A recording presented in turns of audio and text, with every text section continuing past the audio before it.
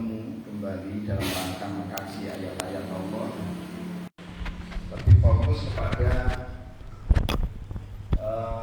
perspektif pendidikan untuk anak-anak kita. Gambar ini kemarin sudah pernah ditayangan belum?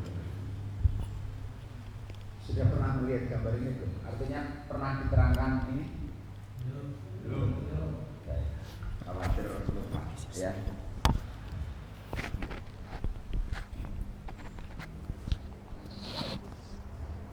Ya. Bapak Ibu yang dirahmati Allah SWT, ada seorang pengusaha besar. Pengusaha besar ini dia sukses, hidupnya di Singapura. Punya apartemen, Bapak Ibu. Nah, kalau di Singapura itu semakin tinggi tempat tinggalnya, itu harganya semakin mahal. Misalnya kalau di kita itu rumah susun. Kalau di Indonesia ini rumah susun harganya semakin tinggi semakin mahal apa semakin rendah? Semakin rendah. Jadi tapi posisi di bawah itu semakin mahal. Berbeda dengan Singapura.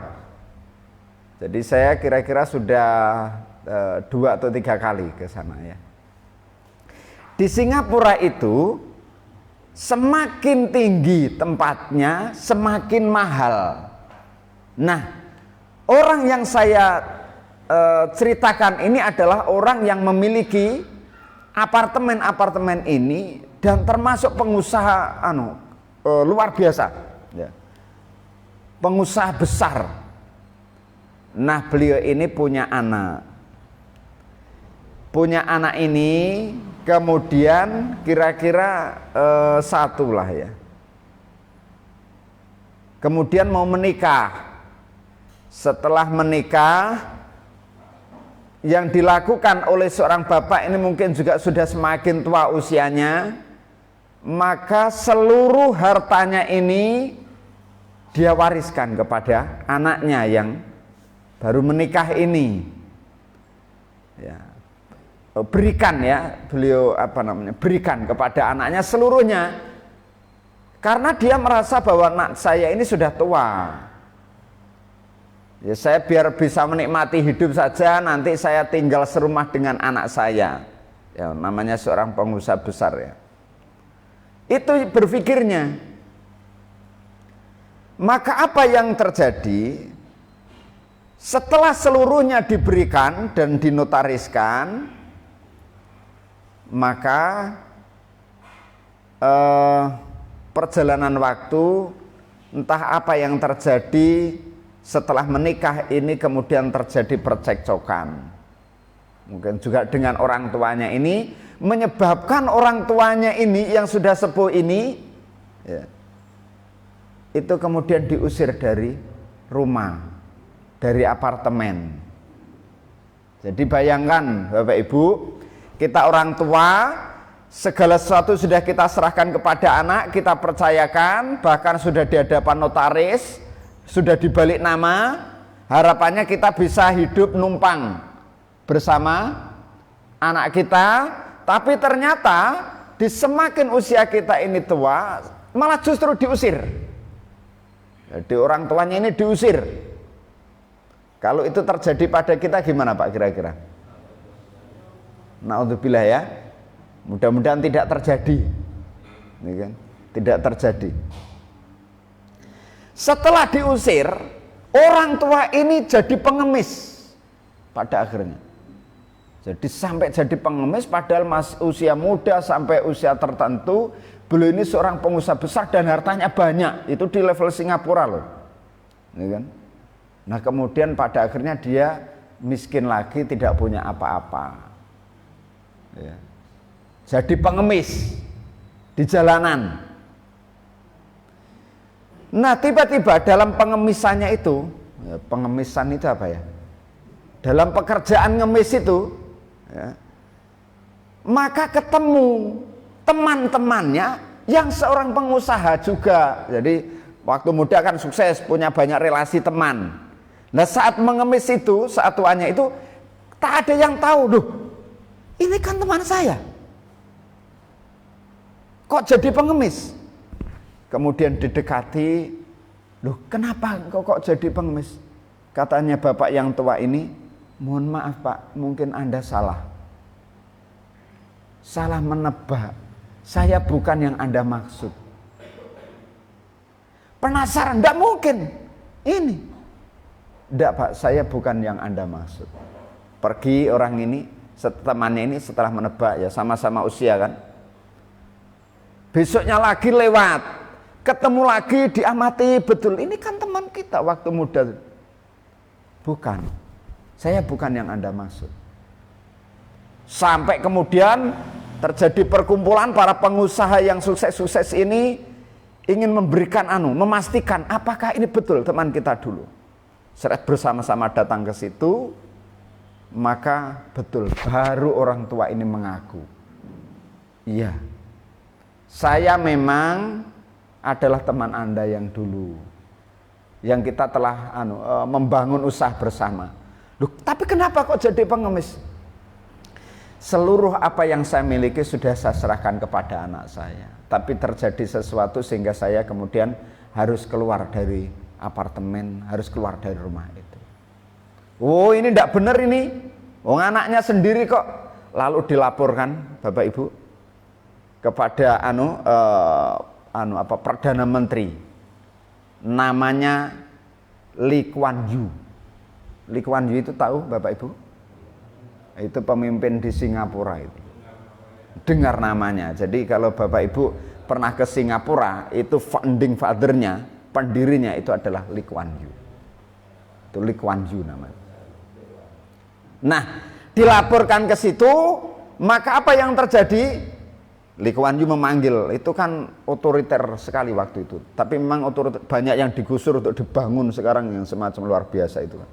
Dulu itu kan sejarahnya katanya itu kan dari Malaysia, kemudian sudah terpinggirkan gitu ya, kemudian membangun sendiri di Singapura ya, karena pemimpinnya itu otoriter, kuat sekali, yang digusur ya, banyak kemudian dibangun, sekarang menjadi luar biasa itu, pusat perdagangan, jadi banyak dilewati di situ, makanya nilai rupiah itu 4.000 di sana itu $1 itu sama dengan berapa? 10.000 ya, jadi besar ya, dolar di Singapura kan. Maka Lee Kuan Yew mengambil kebijakan, panggil notaris, Pak, notaris. Karena memang yang memanggil adalah negara ya.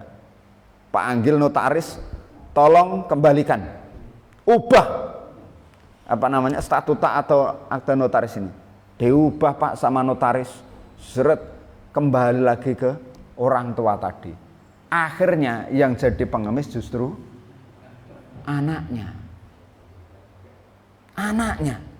Nah kira-kira itu apakah rela Bapak Ibu punya anak semacam itu, lalu setelah itu negara mengembalikan harta itu kepada kita, anak kita jadi pengemis, rela enggak Pak?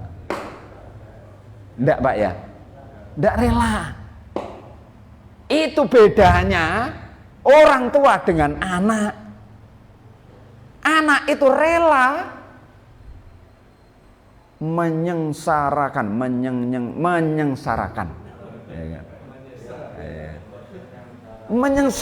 orang tua, itu rela, tega ya kan? Tapi orang tua tidak pernah tega untuk melihat anaknya sengsara. Ngono lho Bapak Ibu. Makanya Bapak Ibu itu pernah ada anak yang sampai memasukkan orang tua itu di panti jompo. Pernah mendengar itu Pak? Atau pernah ngalami? Atau bapak-bapak sing dekek wong tuane neng panti jompo? Ndak ya? Dengar aja. Masya Allah. Itu Pak. Tapi bagaimanapun berpindah, ndak tega orang tua ini bagaimanapun anaknya. Dia lahir dari darah saya. Ya tetap diberi bagian Pak, ya tetap diberi bagian. Masya Allah, ini luar biasa.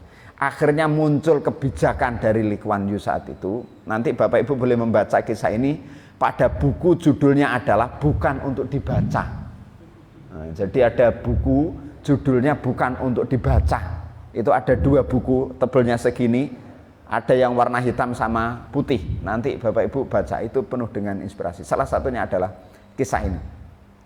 Akhirnya Lee Kuan Yew ini Perdana Menteri mengambil kebijakan orang tua diminta untuk bekerja, bukan diminta, tetapi yang masih mau bekerja dipersilahkan.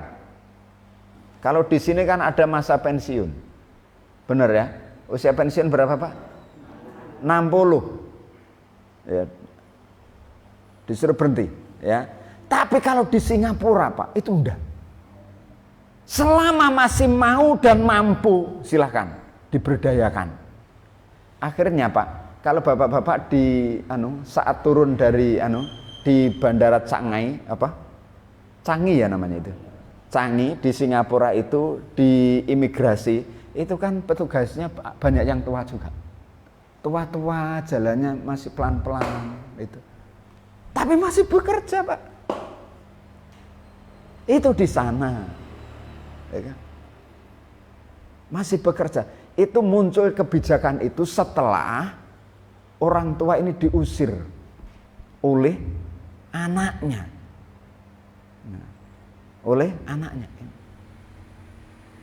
Nah, apa yang ingin kita sampaikan Bapak Ibu yang dirahmati Allah SWT?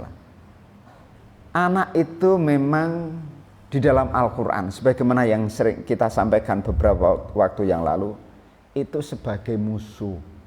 Ya, itu pada surat At-Taghabun, masih ingat ya? Istri-istrimu atau pasangan-pasanganmu dan anak-anakmu itu adalah musuh bagimu, ya kan? Makna musuh salah satunya ya begini ini, ya kan? Itu ujian bagi siapa Pak? Bagi orang tua, ya kan? Bagi orang tua. Tapi yakin nggak ketika anak ini nanti misalnya sampai terus kedua ini anak ini ya yang menikah yang mengusir orang tuanya, ini jika punya anak akan memperlakukan hal yang sama nggak terhadap nanti orang tuanya? Iya, memperlakukan. Itulah kenapa kita ini harus tetap hati-hati ya. Kita didik dengan baik, dengan benar anak kita. Kita ajak ngaji Pak, enggak apa-apa. Jadi kemarin itu kita di masjid sama-sama kita diamanai sebagai ketua takmir juga ya. Itu dapat protes dari jamaah, Ustadz, saya ini kan sholat kepingin tenang di masjid, ya kan? Kepingin tenang. Lah kalau banyak anak semacam ini itu rame, tidak bisa konsentrasi. Kalau kemudian nanti terus tidak bisa ditenangkan, ya nanti saya akan pindah masjid, Ustaz. Jadi bukan masjidnya yang dipindah ya, orangnya yang mau pindah sholat berjamaahnya. Lah karena memang perumahan itu banyak anak. Jangan-jangan masjid-masjid itu pengisinya adalah usia lanjut, ya, tidak ada yang muda sama sekali. Itu mungkin gara-gara ada peraturan anak-anak tidak boleh masuk masjid. Lah anak tidak mau masuk masjid, tidak boleh masuk masjid, artinya dikongkoneng tempat game, ya kan? Lah arek kok kongkoneng di wong belajar ya kan? Nah akhirnya Pak, itu memang secara biologis bukan anak Bapak, tetapi secara sosial anak kita semua. Mereka yang akan meneruskan. Kita ingin nanti di sini banyak remaja. Dimulai dari mana? Itu dimulai dari anak-anak ini yang senang ke masjid. Kalaupun kemudian mereka rame, ya tetap harus ada peraturan, ya kan? Diatur, diajari bagaimana sholat. Tugas kita ngajari, bukan melarang mereka ke masjid. Supaya nanti banyak remaja yang meneruskan kita, ya kan? Nah jadi begitu. Bagaimana Ustadz bagi anak yang di bawah usia 7 tahun? Ya selama bisa dikondisikan. Makanya coba kita perhatikan bagaimana Rasulullah ya. Saat sholat kemudian cucu-cucunya ini bergelantongan di badannya Rasulullah, memperlama sujud gitu, karena memang berada di punggung ya, bermain di punggung saat Rasulullah sholat itu. Apa gitu tidak terganggu. Loh, tetapi apa yang dilakukan oleh Rasulullah? Tenang. Sujud lama sampai kemudian cucunya ini turun baru bangkit. Loh, itu cucu. Itu yang diajarkan oleh Rasulullah. Jadi saya bilang, Pak, tenang. Kami bantu dong untuk mengondisikan anak-anak kita ini. Kalau bisa anak-anak ini kemudian silakan bermain sebelum waktunya sholat. Kalau bisa diberikan tempat bermain, silakan bermain. Ada tempat perpustakaan di situ, ya. Ini tugas kita, ya. Para kita pengurus masjid disediakan itu. Anak baca rame silakan, ya. Usahakan tidak di ruang utama, ada ruang tersendiri. Nah, peraturannya saat kemudian iqamat seluruh harus ikut sholat dan tertib. Kalau ndak, besok ndak boleh main lagi. Nah, mungkin ada rodok di kerengi didik. Tapi akhirnya terkondisikan. 5 menit waktunya sholat terkondisikan. Setelah itu sholat silakan main lagi. Jadi anak yang dalam hatinya selalu diikatkan dengan masjid, dia suka dengan masjid, maka dia akan tertaut, merasa senang dengan keberadaan masjid dan dia akan menjadi generasi masjid. Lah, nek wis ngene-ngene iki, nek wis dadi remaja, kok rajin ning masjid. Nah, ibu-ibu engko golek menantu iku wis gak angel. Ya kan? Golek mantu iku nek salate masjid remaja, ya pemuda, adik salat subuh ning masjid itu kan wis andalan, bagus. Ya kan? Nah, jadi di situ.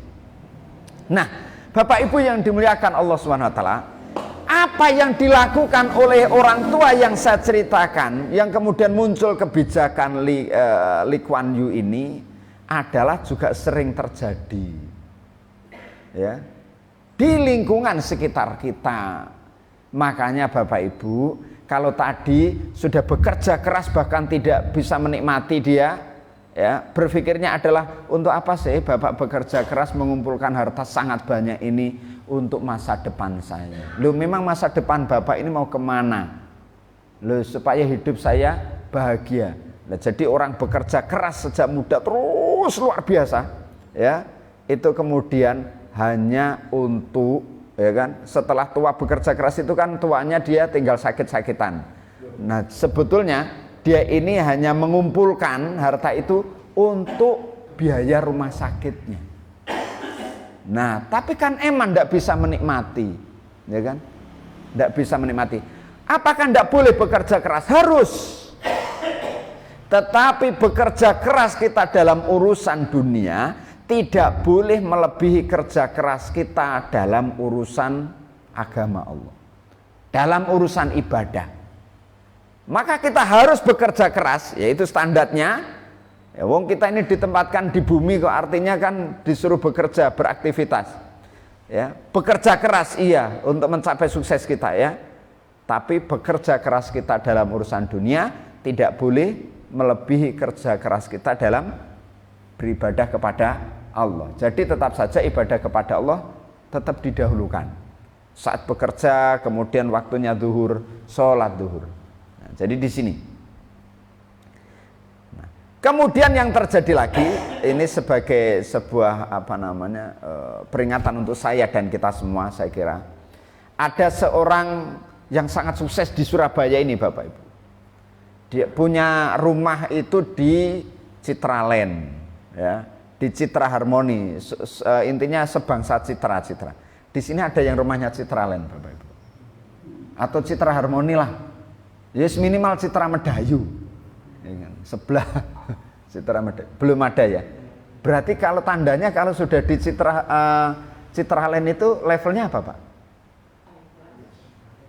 Ya, levelnya high, ya, kaya, ya. Tapi apakah kemudian mereka yang berada di sana sebahagia Bapak Ibu yang hari ini pagi ini bisa sholat subuh? Belum tentu. Bisa-bisa lebih bahagia kita, lebih bahagia kita. Jadi kita ini beruntung, Pak. Isok sholat subuh, Allah menggerakkan kaki kita, menggerakkan hati kita untuk kita pergi ke masjid. Itu karunia Allah, Pak. Karena tidak banyak orang bisa, ya kan? Tidak banyak. Fresh begitu, ya. Nah, orang ini, Pak, punya 3 anak perempuan, ya kan? Orang tua ini belum sempat menikmati, pokoknya ini untuk anaknya dia bekerja. Untuk anaknya sudah. Setelah itu anak-anaknya itu menikah. Maka seluruh pemiliknya rumah yang besar-besar ini sudah dibagi. Sama kasusnya. Harapannya saat tua dia sudah cukuplah bekerjanya, mau ikut anak. Nah kemudian entah apa yang terjadi, anak-anaknya ini terjadi perselisihan dengan suami-suami mereka. Akhirnya tiba-tiba beralih nama rumah-rumah itu dari yang diberikan oleh orang tuanya kepada anaknya putri ini berpindah kepada suami masing-masing, pisah. Akhirnya jadi apa?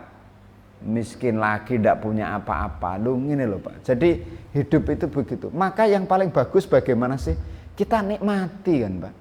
Kita nikmati. Apa yang datang dari Allah itu kan selalu baik Pak. Tidak ada yang negatif Pak. Baik yang datang dari Allah apapun kepada kita itu baik Pak.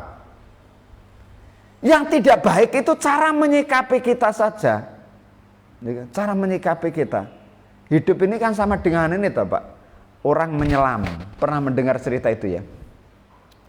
Orang ini ingin menyelam ke snorkeling gitu Pak. Dasar laut gitu ya. Ingin menyelam. Maka karena ingin menyelam, beliau ini menyewa alat-alat dengan biaya mahal. Nyewa bajunya, nyewa tabung oksigennya. Mahal Pak. Tabung oksigennya. Kemudian dia nyewa untuk lampu sorotnya, macam-macam itu, untuk kakinya itu, sewa mahal. Setelah nyewa, lalu kemudian mulai masuk, begini ya. Setelah masuk jarak 2 meter, itu kelihatan betul keindahan. Apa ikan-ikan, masya Allah, indah banget ini ciptaan Allah ini, seret begitu. Warna-warni ikan di situ dia bisa bergerak begitu bebasnya. Nikmat alhamdulillah saya bisa menyaksikan ini semuanya. Nah di saat bisa menyaksikan itu dia alhamdulillah begitu.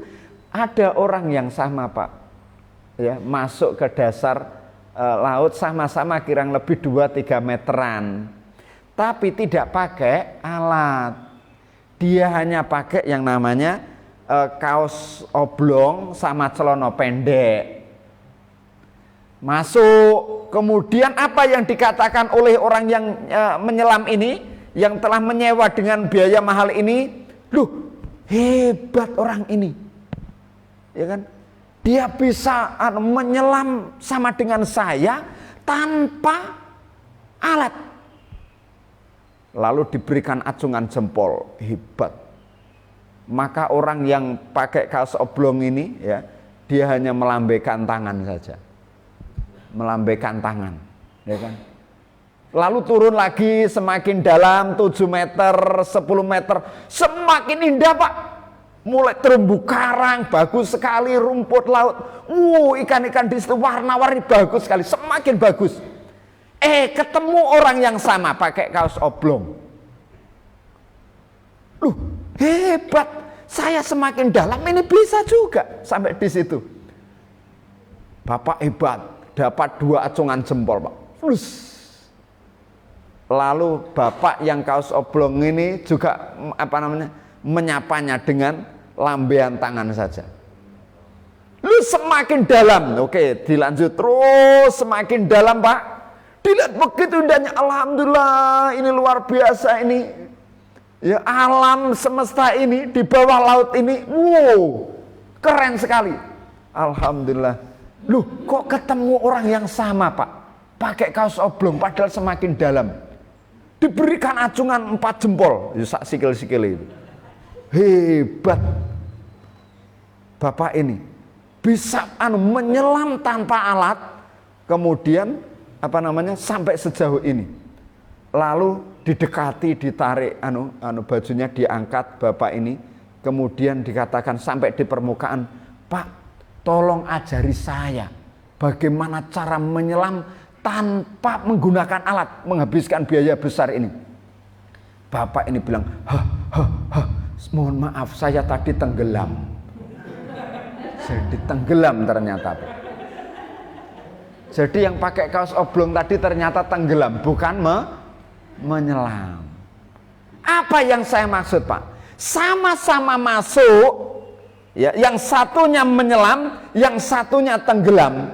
Pertanyaannya, siapa yang bisa menikmati keindahan di bawah itu? Yang menyelam atau yang tenggelam? Yang menyelam, Pak. Itu kalau ditarik sekarang dalam kehidupan ini, Pak, kita ini di dunia ini sama dengan berada di bawah laut, bisa melihat keindahan itu, di dunia bisa melihat keindahan.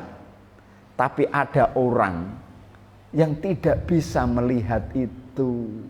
Hidupnya susah terus, hab begitu. Galau terus, ya kan? Panik, bingung, besok makan apa? Bagaimana pendidikan anak kita besok? Tidak bisa. Tapi kemudian satunya bisa menikmati. Datang anak, alhamdulillah anak saya datang. Ya Allah punya teman baik. Ya Allah punya pekerjaan yang baik. Ya Allah ada kesempatan yang baik. Jadi begitu. Itu bagaimana caranya? Bedanya, kalau orang ini tenggelam ini dia hanya saja ya. Tapi yang ini bisa mensyukuri, Pak, apapun yang terjadi. Alhamdulillah, alhamdulillah. Begitu. Nah, kehidupan dunia itu seperti itu. Banyak orang yang sehari-harinya susah. Bapak Ibu pernah mendapatkan nggak curhatan orang yang bendino itu susah terus? Susah, ya Allah. Ustadz kok begini? Suami saya kok begini? Ustadz, anak saya kok begini, Ustadz? Mungkin ini pernah saya ceritakan, Bapak Ibu. Ada seorang wanita, ya. Saya mendengar ceritanya kok sering setiap bulan itu ke mana namanya? Ke periksa, kontrol. Ibu ini janjane duwe lara apa? Saya bilang. Wes ayo coba ceritakan apa yang bisa saya bantu. Punya sakit apa? Saya ini tensi darah naik, Ustaz. Saya ini punya begini Ustaz. Jadi saya ini punya jantung. Ya kalau enggak punya jantung gimana bisa hidup toh, Bu? Jadi harus punya jantung. Iya Ustaz, tapi jantung saya ini berbeda Ustaz. Iku kalau dep kadang-kadang ngono Ustaz. Oh jadi ini sering deg-deg ini ya jantungnya. Itu terus setiap bulan ke sana, terus habis berapa? Sekali kontrol 500.000 Ustaz. Ya Allah. Wes Bu, coba saya ingin boleh tanya enggak Bu? Boleh Ustaz, apa? Saya melihatnya itu bukan sakit biasa. Wes ngene ya. Ibu enggak ada enggak yang menyebabkan ibu sehari-hari ini jengkel? Mulai mikir. Jengkel Ustaz. Iya. Wis ngene, ndak usah jauh-jauh. Di rumah ada enggak yang sering membuat jengkel ibu? Ada Ustaz. Siapa Bu? Suami saya Ustaz. Loh, saya lihat suaminya ganteng, tinggi, besar, bagus. Seorang ibu ini juga besar, tinggi besar ya. Tinggi besar gitu sama gitu ya. Cantik, padahal suaminya ganteng. Ya kan? Kok kenapa? Apa yang terjadi? Kok begitu? Kok sampai begitu? Iya Ustaz, saya ini jengkel terhadap suami saya. Ada lagi enggak yang menyebabkan jengkel? Ada Ustaz, anak saya. Masya Allah, anaknya jengkel juga. Jengkel Ustaz. Loh memang kenapa kok jengkel itu? Anak saya itu Ustaz, kalau sudah pergi itu enggak pulang-pulang. Lah terus kok tahu kalau ibu enggak pulang? Ya pulangnya malam, berarti masih pulang. Ya kan? Iya, tapi kan enggak izin Ustaz, enggak izin. Kalau saya tanya itu bukan urusan saya. Wis ini bukan urusan mama ini. Wis saya jadi begitu. Saya jengkel Ustaz. Oh, gitu. Wis ngene, Bu. Bu, tahu enggak banyak orang tua yang menikah itu 5 tahun, 10 tahun belum juga dikaruniai seorang anak. Mendengar itu? Iya Ustaz, banyak Ustaz. Lah terus gimana? Apa yang mereka lakukan? Bersedih. Ibu bersyukurlah punya anak. Di saat orang lain itu yang beliau harus berdoa sungguh-sungguh, bekerja keras, berbagai cara dilakukan supaya punya anak titipan dari Allah. Tapi ibu ini bersyukur. Lah kalau sudah punya anak kenapa kok dijengkeli? Kan tidak perlu, bersyukur. Ya kan, bersyukur dulu. Ya kan? Lalu coba perhatikan Bu, itu banyak perempuan-perempuan, gadis-gadis yang kemarin itu datang kepada saya. Ustadz, gak ono to sing laki-laki seperti Ustadz. Lho kok golek sing. Ya gak ono tunggale, Mbak. Ini guyonan ya. Tetapi banyak orang perempuan yang curhat. Istri bilang, "Ya, siapa saya ini punya teman sampai sekarang belum menikah. Usia berapa?" Ya rata-rata 35 40. Berapa? Ya satu kantor itu ada 3-4, tapi belum juga. Loh memang belum belum mau dinikah, bukan belum mau, tapi belum pertemukan jodohnya begitu. Nah coba Bu, Ibu pernah nggak dicurhati perempuan, gadis cantik yang masih mencari pasangan belum ketemu? Sampai usia tertentu, sampai ada yang usia 45 juga belum jodoh. Ibu sudah dikaruniai seorang suami, pasangan hidup. Maka apa yang harus dilakukan?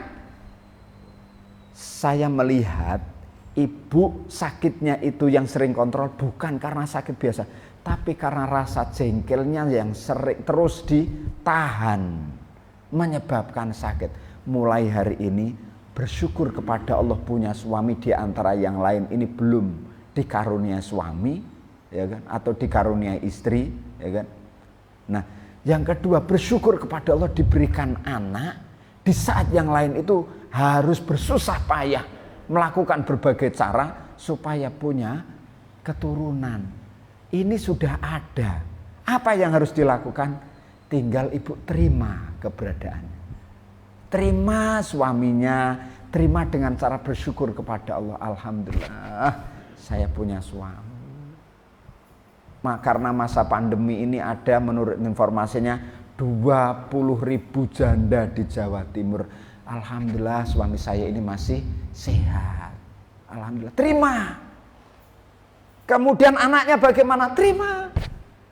Seperti halnya tanah, ada benih yang dulu kita gambarkan itu. Benih itu kalau kemudian ditanam di tanah yang panas, kering benih ini. Tapi ketika ditanam di tanah yang sejuk, maka bisa kemudian hidup anak kita ini. Jangan-jangan ibu ini masih panas di keluarga ini, sehingga apa? Sehingga tidak bisa hidup, tidak bisa nyaman berada di situ. Nah ini yang penting. Nah oleh sebab itu Bapak Ibu, sekarang tugas kita adalah menerima ya, kondisi apapun anak, suami, istri kita, dan bersyukur kepada Allah Subhanahu wa Ta'ala. Sama dengan seorang penyelam tadi, dia bersyukur melihat apapun di sekitarnya, jadinya kelihatan indah. Jadi dengan bersyukur itu akan kelihatan indah semua Bu. Apapun yang ada, yang terjadi akan kelihatan indah semua. Termasuk ketika Allah menguji kita ya, dengan sesuatu yang sangat berat, itu akan tampak indah bagi orang yang bisa bersyukur kepada Allah. Jadi kita ini perlu menambah rasa syukur kita, ya kan? Nah sekarang kembali lagi ke persoalan tadi, apa yang dilakukan oleh seorang bapak, maksudnya adalah ingin memberikan sesuatu yang terbaik kepada anaknya, ya, sampai diusir tadi. Itu bapak ini sedang berbuat sesuatu, ya kan? Berbuat sesuatu itu yang mungkin sudah di atas rata-rata orang karena seluruhnya diberikan. Nanti apa konteksnya pada ayat ini? Kok berbalik begitu ya? Nah, kalau di sini walamma balagha asyuddahu atainahu hukma wa ilma. Jadi Yusuf itu diberikan yang namanya hikmah dan ilmu oleh Allah. Wa kadzalika najzil muhsinin, demikianlah kami berikan balasan kepada orang yang berbuat baik. Berbuat baik yang tidak linier. Loh Ustaz, linier itu kan dalam matematika kan begini, asal kemudian naik lurus, naik terus, ini kan juga linier. Yang saya maksud bukan linier dalam makna matematika di sini, tetapi tidak linier itu kami maksudkan adalah yang tidak biasa, yang tidak standar. tetapi melebihkan standar. Misal zakat itu 2,5%, lalu melebihkan, maka itu sudah levelnya tidak linear lagi, tidak standar lagi. Nah, lalu orang tua kok melakukan itu, sudah diberikan semuanya, kok kemudian justru dia berbalik diusir. Nah, ini bedanya. Kalau berbuat baik tidak linear kepada manusia, dan kita berharap kepada manusia itu justru bisa-bisa juga kebalik. Tapi kalau perbuatan baik ini kita kepada Allah, ya kan, untuk mencari ridho Allah, kita bekerja tidak linear tetapi untuk mencari ridho Allah. Kalaupun kita tidak mendapatkan apa-apa, justru berbalik, nanti Allah yang akan mengatur itu, ya kan? Allah yang akan mengatur. Kalau Allah sudah mengatur, apa sih sulitnya bagi Allah? Gampang apapun. Hal yang merisaukan kita, tiba-tiba suami kita kok ngelirik perempuan yang lain, bisa kok berubah dengan sekejap. Bisa. Kalau Allah yang ngatur, ya Allah, saya serahkan kepada Engkau, saya pasrahkan kepada Engkau, saya hanya percaya kepada Engkau yang bisa mengubah. Gampang, street, mudah. Lah yang memegang hati ini Allah. Bisa dibulak-balik ini sekejap saja, klik. Orang bisa berbuat jahat dari yang semula baik, klik. Orang bisa berbuat baik dari yang semula jahat. Ya kan? Ya muqallibal qulub, wahai yang membulak-balikkan hati, mudah. Ya kan?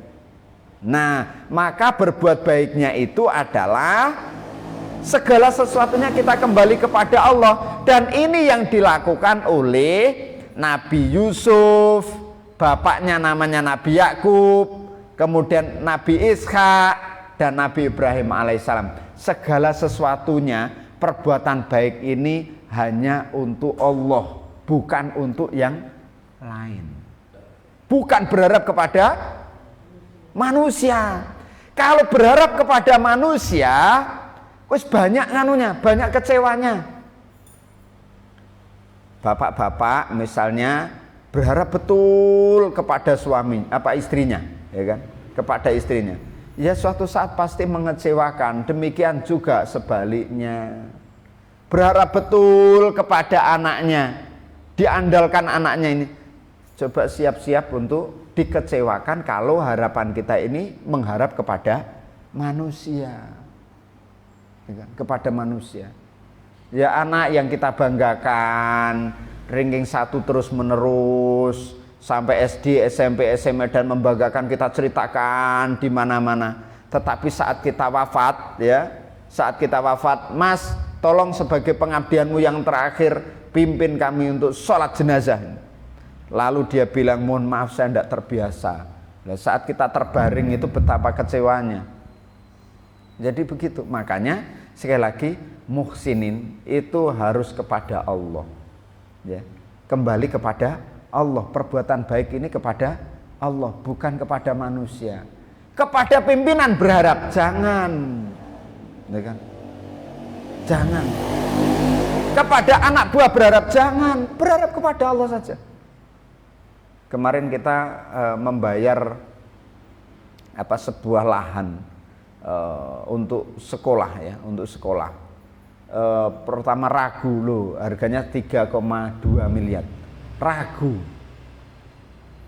Nanti di mana loh, kita ini loh punya Allah. Hal yang gaib itu diselesaikan dengan cara yang gaib.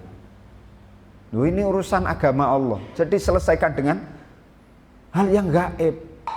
Ketuk pintu langit, membisik ke bumi.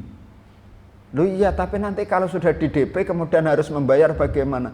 Loh, bukankah Allah ini maha kaya? Sudah, kita yang penting melangkah dulu, nanti kita ikhtiar bekerja keras. Nanti Allah yang mengatur, ya, membantu.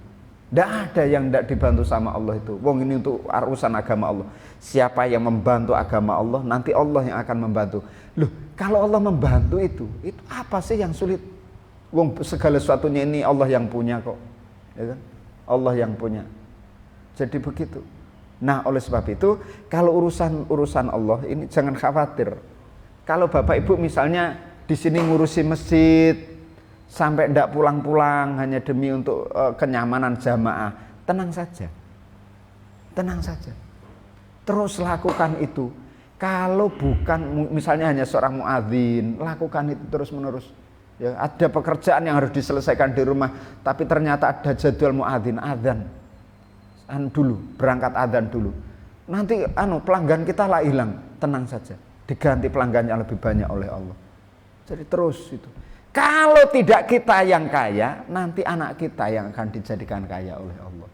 Jadi jangan khawatir, kebaikan yang kita lakukan itu akan punya imbas. Jadi saya ini dapat ilmu itu begitu dari seorang profesor Imam Mawardi, seorang almarhum itu, Kiai Haji dosen IAIN yang barusan profesor, kemudian barusan wafat masa-masa pandemi ini, ya kan? Nah apa? Beliau pesan, Ustadz Munar, sekarang dinas di mana? Saya di sini, saya harus berjuang di sini. Lah terus gimana? Ya begini, Prof, Pak Yai dan lain sebagainya itu. Oh tenang. Istiqomahlah, kalau bukan Mas Munahar yang kaya, nanti anak cucunya yang akan dijadikan kaya.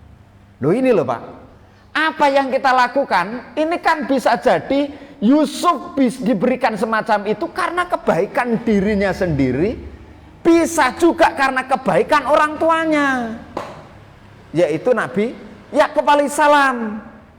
Jadi begitu, Nabi Yakub memperoleh itu karena kebaikan Nabi Ishak. Nabi Ishak melakukan itu sebagaimana kebaikan yang dilakukan dirinya sendiri, juga kebaikan Nabi Ibrahim alaihissalam. Jadi apa yang kita lakukan itu akan berimbas. Kalau melakukan sesuatu, makanya jangan nanggung, all out sudah. Apalagi untuk agama Allah. Lah kadang-kadang kita ini, Bapak Ibu sekalian, ini pernah saya sampaikan, kita ini dalam urusan dunia betul-betul kita pentelengi, jeli banget.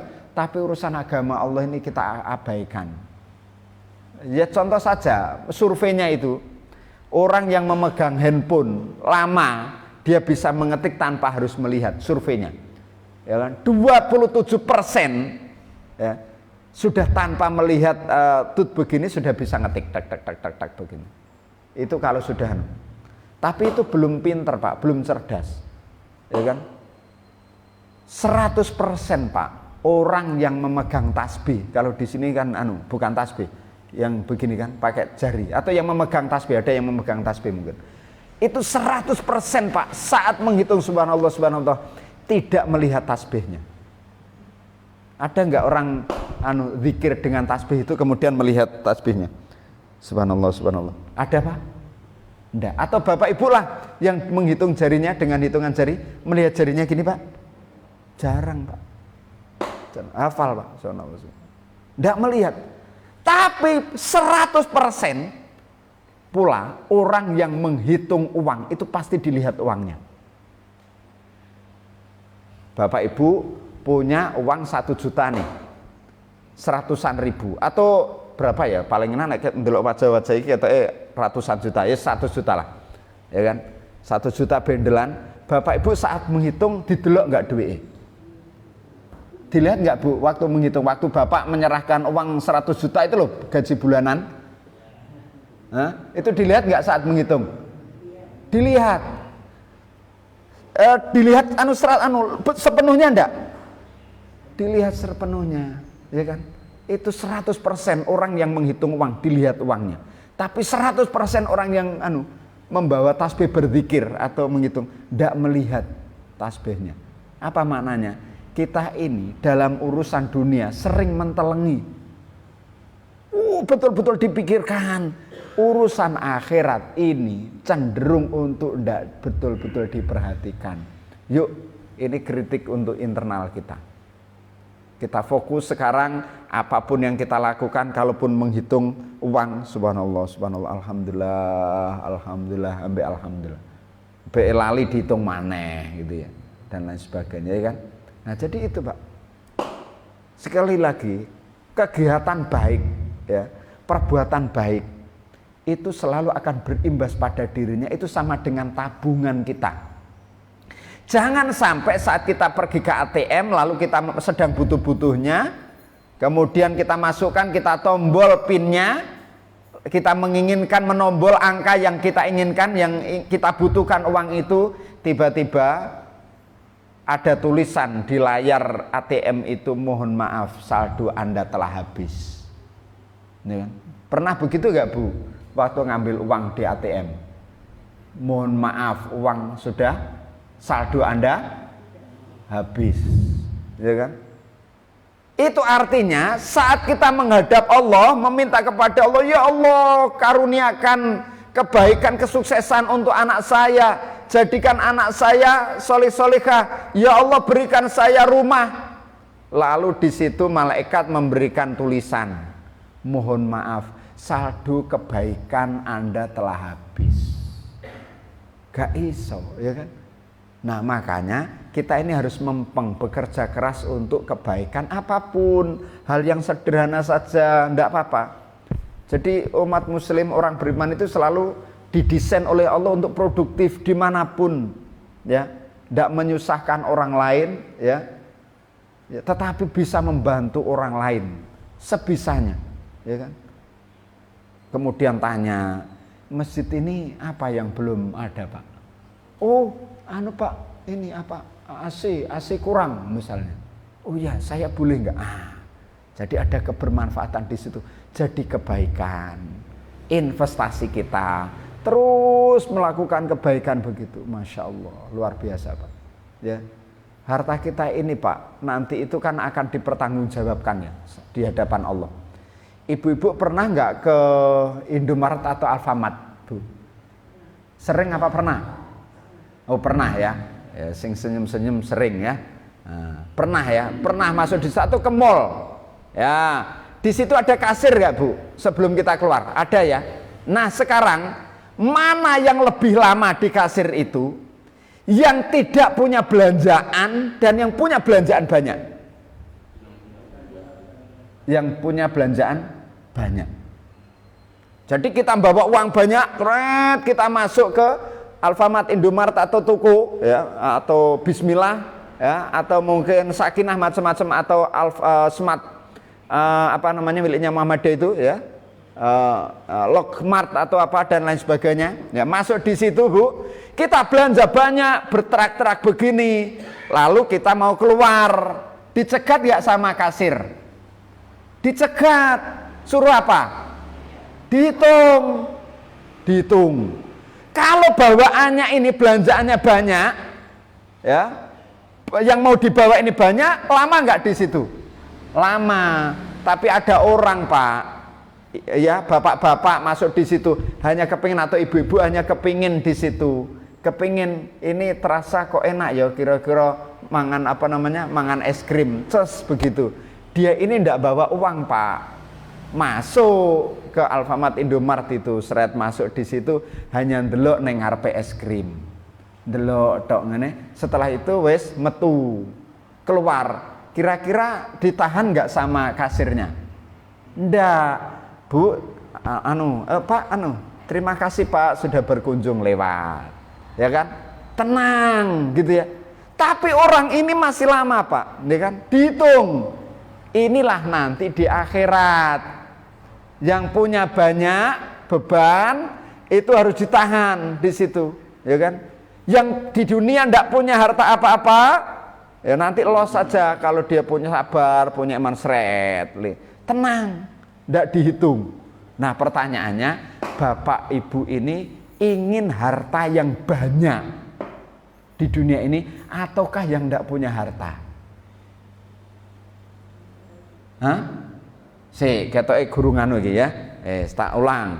Bapak Ibu ingin dititipi harta yang banyak ataukah yang ndak dititipi?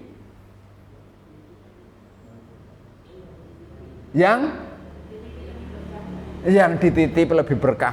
Cerdas ini Bu ya. Yang dititipi tapi berkah, ya kan?